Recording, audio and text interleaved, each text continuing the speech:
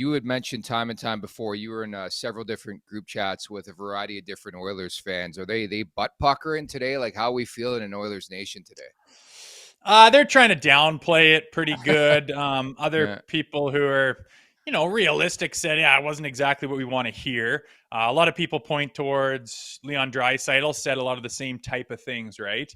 And it wasn't even that clip so much as the other one saying like, is there unfinished business here in your mind? And you know, the obvious answer I think was absolutely. We didn't win a cup. The whole point, the goal is to win a cup. We haven't done that, so that speaks for itself. But the main part of his answer on that question was, I still have to do what's best for my family and whatnot, and kind of said that. That just raised a lot of eyebrows to me. And I tweet out that exactly. Like, that just kind of raised some eyebrows. I thought it would be a little bit more concrete.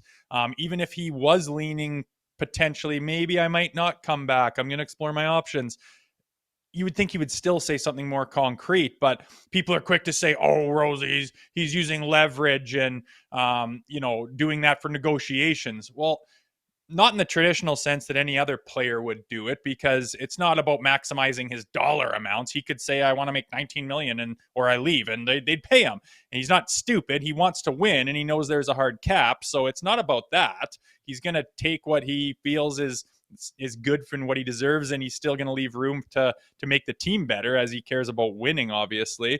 So then what would be the other reason to do that? Well, he wants to make sure the team is going in the direction that he wants it to go, right? Okay, well, you're the best player in the world on a contract year. You've always had that power to influence and have your voice heard in the management's room. So why would you need to do that with the media and play that game, unless things haven't gone the way you wanted, or they haven't really listened to you, or you're not sure about the direction it's going? So it was eyebrow raising to me. And of course, being around Toronto, like, listen, I have no idea if Connor McDavid is going to re-sign with the Edmonton Oilers. I think the more likely scenario is that he does.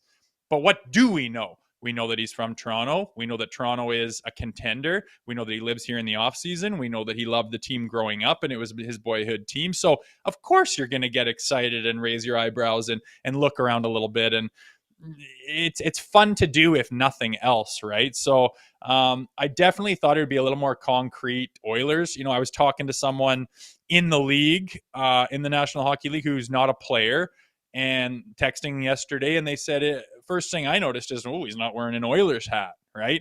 I get he gets paid money by that company to wear that, but he gets paid money to wear a lot of shit. Sidney Crosby, you think he'd ever be doing that press conference without a Penguins hat on? No. It was a little something to take into account too. So again, I don't know what he's going to do. I don't think anybody does, but that was an interesting press conference for sure.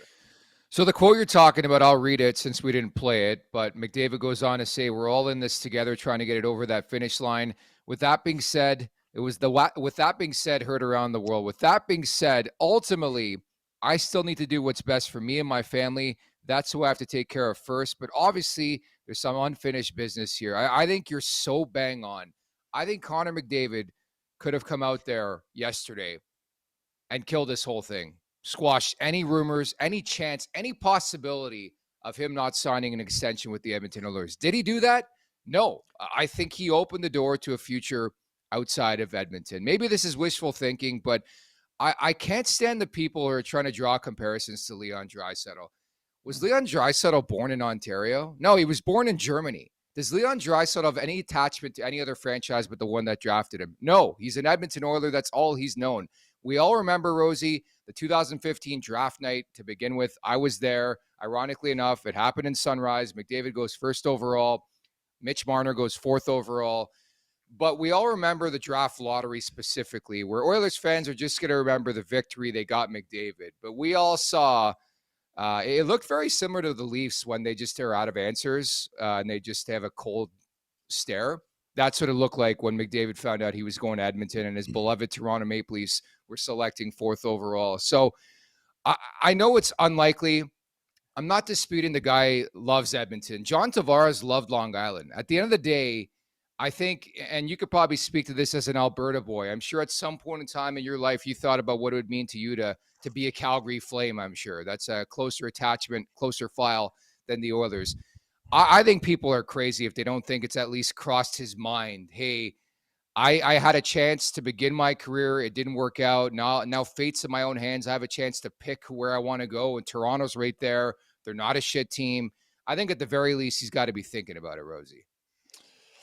Well, of course it's crossed his mind. I mean, when you live in Toronto and, that's home, to play there would be, like, I always think of Mitch Marner, like, how nice has it been for him where you don't have to pack up your entire life and have 2 homes and 2 sets of bills and where's all my shit and, oh, this is in storage or that's down south, or it's such a pain in the ass. And to be able to have everything just at home, like I train here in the summer, I go to my cottage, I have my apartment or house in, the GTA. I don't have to move. This is home. You talk about his wife doing restaurants or clubs or whatever the hell, like you wouldn't have to leave it ever, and you could totally put your roots down. It would be amazing. On the other side of it, he doesn't seem to love the media. He doesn't seem to love the scrutiny. And that would be, I mean, that's huge in Edmonton. It would be more so in Toronto, but I think he would be beloved all the time, right? Like, as he would be anywhere. You're the best player in the world. It's interesting to talk about, but for the people that freak out and say he's not going to the Laughs and why would he go to that piece of shit organization? It's like why would I even listen to you? I mean, there's a million reasons. Well, not a million, but there's 5 or 6 reasons on why that would make total sense. Again, it just raised my eyebrows, because if he is playing the leverage card on, like, I want to make sure that I, not impose my will, but have some influence over management on where this team goes. So I'm kind of, throwing a couple things out there and not playing hardball, but, leaving a shadow of doubt. Well, that kind of tells me that, well, have they not been on the same page for a while, or was he disappointed with what happened at the deadline? It's just an interesting thing to think about. And again, I think it's more likely than not that he probably resigns there, but that absolutely raised eyebrows, and it's fun to play the what if game. Make sure to check out more of our content right here on the Leafs Nation YouTube page. We got long form interviews, we got clips, we got epic rants by Jay Rosehill. We simply have it all. And don't forget, you can find out much more at theleafsnation.com. Thanks so much for watching.